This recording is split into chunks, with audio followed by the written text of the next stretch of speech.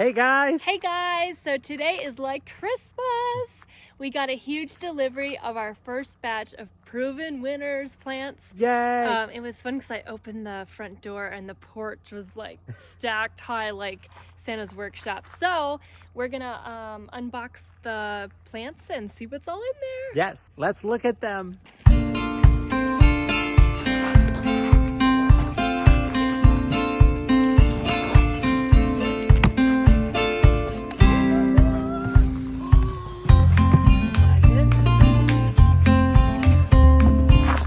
Oh, that's a noir one. Oh, how pretty. Look how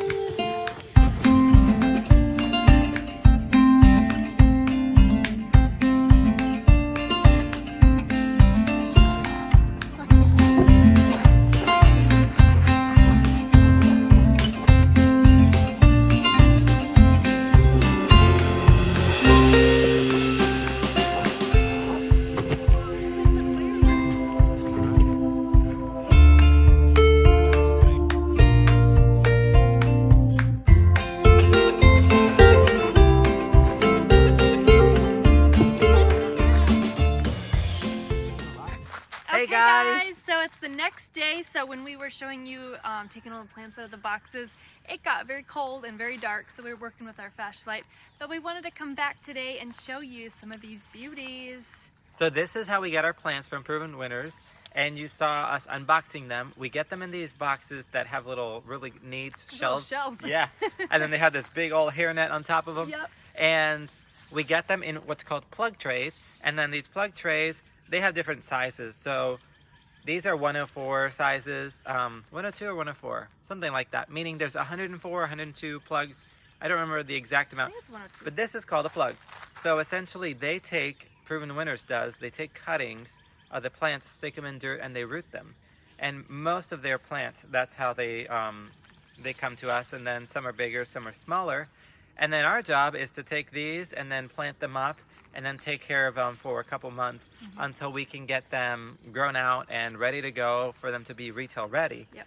So look at this though, isn't that fun? I love it. There's balloons. So there's fun I was balloons. just going to add real quick. So that's one of the fun things or privileges of working with Proven Winners is they are extensive in their research. So there's no way to, I guess, get a cutting or a seed from them. You have to be a grower. Yes. To be able to receive their plants. So we're thankful that we get to be a grower and then get them, like you said, bigger for you guys to buy. So actually even we, or any person really, it's actually illegal if you take a cutting and try to propagate it yourself and try to sell it. So we have to, whoever does Proven Winners, whoever grows for Proven Winners, has to buy their plug trays and then use them. Sun's coming out. Yay! So and then we pot them up and then we grow them out. They do have to be in a heated space. Or a somewhat warm space that we have to grow them out, and then we have to harden them off, get them acclimated to being outside and all that. So it's a lot of work, but it's so fun. yes, Look at that. I love it. So those are gorgeous blooms. This is a mounding phlox. I think it's called What is it Intense called? Blueberry. Intensia blueberry phlox. Yeah. And I'll put some pictures of kind of what they look like when they're grown up a little more, but look at that funness. To have color and blooms in February. This is crazy to think. Such a little plant like this can grow into something so big, and then when you stick them in the landscape, they take up space. So we're just going to kind of speed round everything and show you just some of the plants that we have. So we're just going to roll through these plants. Speaking of beast, that Supertunia bubblegum. She's one a of our beast. most popular sellers, but it is pink and it is huge and massive. Yes. If you stick a couple or one in a pot, it will probably overtake all the rest, but we love it for that. And it's So- funny because she looks innocent and sweet here.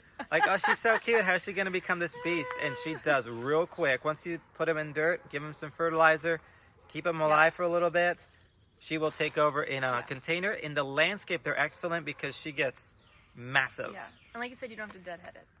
No need a deadhead. These are 3 fun ones. So these I'll put in all in one category, but this is the Velveteen Coleus. Here's the new one for this year. This is called Newly Noir Coleus, and it's this beautiful dark purple. Dark purple. I mean, almost black in the landscape. It's very pretty. And if you've never grown a Coleus, they're so easy. All of these are in the Color Blaze series, these Coleuses, meaning that you can grow them in the sun or you can grow them in the shade. So cool. So really just put them anywhere, and they grow 2-3 feet tall, Yeah. and they're, so on. They're pretty to do mass plantings, so a whole bunch of the same kind, and they just make the solid block. It's I so love fun. it. They look like a shrub when you plant them like that. Plant 2 or 3, 4 or 5 in a row. They look great. And then here's the chocolate drop Coleus right here. I'm so excited about that one. This one has more of a creeping habit / spilling. You put in a container, it gets massive in terms of like spillage, and it looks beautiful. So pretty. So pretty. The next one right now doesn't look so great, and it's not because it doesn't look great. It's just because it just needs Gotta bigger grow a little soil and it's got to grow. But this one is Diamond Frost Euphorbia. One of our best sellers as well. It's one of our best sellers, and right now it just looks like little leaves that are kind of like, bleh. But it creates this kind of meadowy, ethereal. You'll see a picture, I'll put it up, but just tiny little white blooms, but a lot of them. And this one's really fun. Either you can put them in the landscape or in a container, and they intermingle, and they almost make things look like they're sparkling, like they're glowing. It's really cool. Love it. Here's Peachy King. Oh gosh, everybody's excited about this one this year. Me This is too. Superbena Peachy Keen, and Superbenas here in the south do excellent for us in the landscape as well as containers. So you can do like a hanging basket, you can put them in any container, but the Peachy Keen Superbena, so they're not like the traditional verbenas that kind of lull. The traditional verbenas, if you buy them and if you've ever had experiences with them, they do lull and they have breaks in between blooming. These plants do not stop, especially if you keep them well watered and fertilized. You'll have giant, like peachy colored. Like you said, sparkling. That one's sparkling. Yeah. too. So this one produces like just big peachy little balls of like beautiful color, and they range from a light peachy to like a darker, more tropical Yeah. kind of pink, I love pink orange. So great plant. This one is so gorgeous, just as little babies. This is a fireworks pennisetum. I don't know if you can tell on camera, but they have almost It's pink variegation. a pink variegation, but they do get when they're more in the sun. So right now these are more protected, right? They're kind of greenhouse grown. So when they get more sun, the leaves turn a little more burgundy and reddish. But don't let these tiny little things fool you. They can get 3 to 4 feet tall, especially once they produce those big plumes. I love grasses in the landscape because when you have a windy day, you can see those grasses kind of blowing. So the fireworks grass is a great screening plant, so you can plant it in the back of something, or if you need height in your garden, you can put it in there. Some people actually like to, they have some built up planters, and you stick them in a taller planter, and then you have this giant screen, and then leave it in the winter because the plumes will actually help feed birds, but also it does dry and look like wheat. But I kind of like that. It does give some winter interest. So, fireworks grass. Perfectly pink Angelonia. So this is actually summer snapdragon, which is really cool.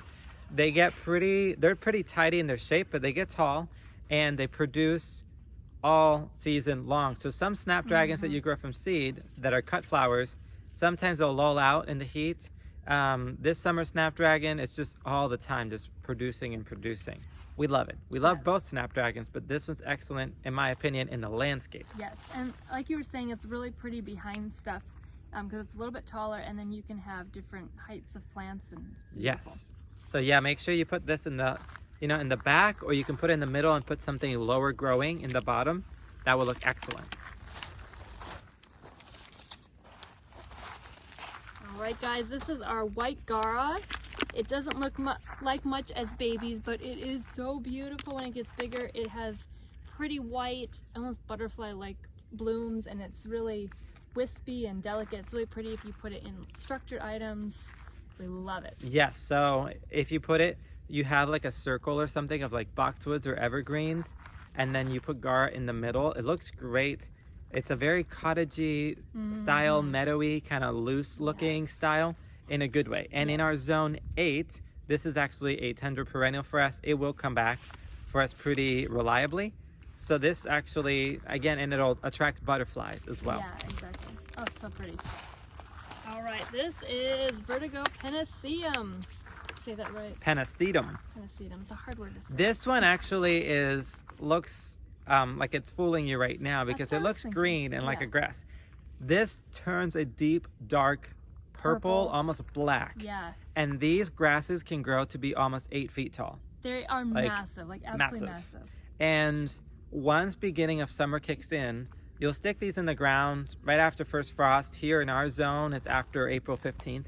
You'll stick these in the ground and you'll think, they're really not doing much. And then all of a sudden, summer comes in, beginning of summer kicks in, and these take off. It looks like Cousin It. It looks like Cousin It, but they're beautiful. A weeping habit, get about 8 feet tall, 2 to 3 feet wide.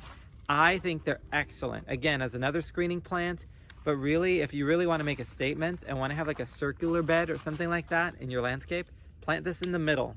And then around it, plant plants that are lower, which is easy to find because I don't know many plants that are annuals that'll grow 8 feet tall. And they just look dramatic and massive. And to me, there's just nothing like grasses in the landscape. This is Meteor Shower verbena.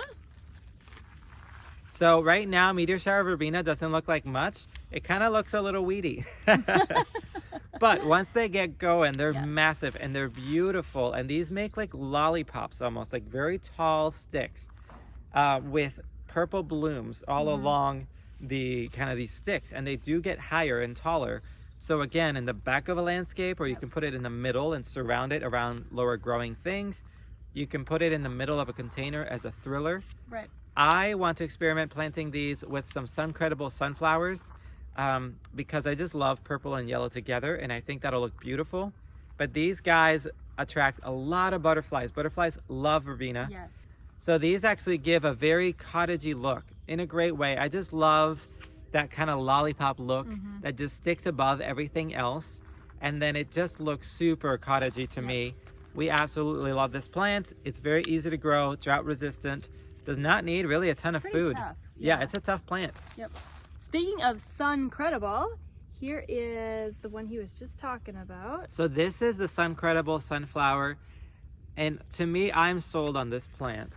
So right now, again, it does not look like much, but like, you know, tiny little green thing in a plug. But these get pretty big in the landscape. I mean like 3 feet tall, maybe even 4 once the blooms are pretty high. And they're more bushy, right? They're a bushier plant. Yeah. So think about it like a bush sunflower plant that's an annual. Sunflowers typically will only produce 1 flower, right? So you get a big long stalk, huge leaves. And then it's so sad when you cut it, it's done. It's done, which is so fun though, because, you know, we absolutely love that kind of sunflower. It has its place.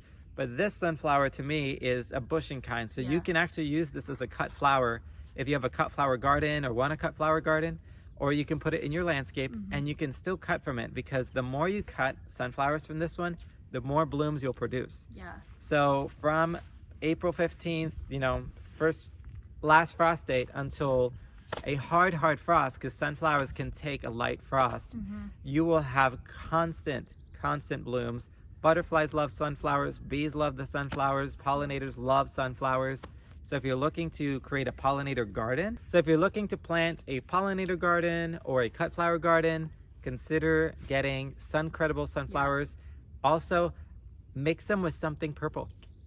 Kind of like what I want to do with the verbena, or you can do the sparkling amethyst Superbena, kind of in a lower. I don't know, it just looks beautiful to have something right in front of it, just to kind of give it a little more shape to the sunflowers, because they are a little wild looking, cottagey, but if you add something lower and give it a little more structure, I think it's beautiful. That's what I was going to say too, is they're really pretty and wispy, like a landscape flower. They just look pretty, other than like I don't know, your traditional sunflowers. Yes. So they're different. They're very special.